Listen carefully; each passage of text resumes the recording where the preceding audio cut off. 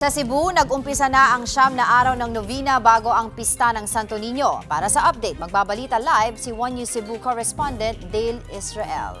Dale, kumusta na ang naging unang araw ng novena para sa Pit Señor?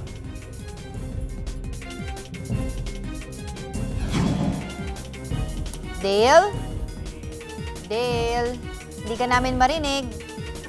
Pit Señor Angela?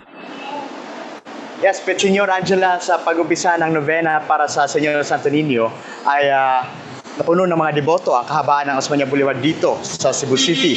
Ito ang Walk with Jesus na bahagi ng Fiesta Señor o Pista ng Santo Niño de Cebu. Bit-bit ang kanilang mga kandila at replika ng Santo Niño habang nagdadasal at umaawit at naglalakad mula sa Puente Osmeña Circle patungo sa Basilica Menor del Santo Niño o diat ang Walk with Jesus o Penitential Walk sa pagsisimula ng nobenaryo. Isa ito sa pinaka-naabangang aktibidad kaugnay ng sinulog sa January 18. Pagkikita sa mga mukha ng mga nagsipagdalo, ang pag-asa sa kabila ng mga naranasan itong lindol at bagyo. Napuno rin ang mga deboto ng sa loob at labas ng Pilgrim Center doon sa Basilica sa nobenaryo na sinagawa pagkatapos ng Walk with Jesus.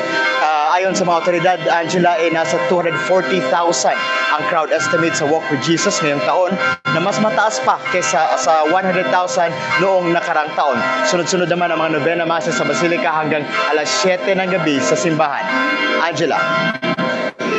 Maraming salamat, Dale Israel ng One News Cebu.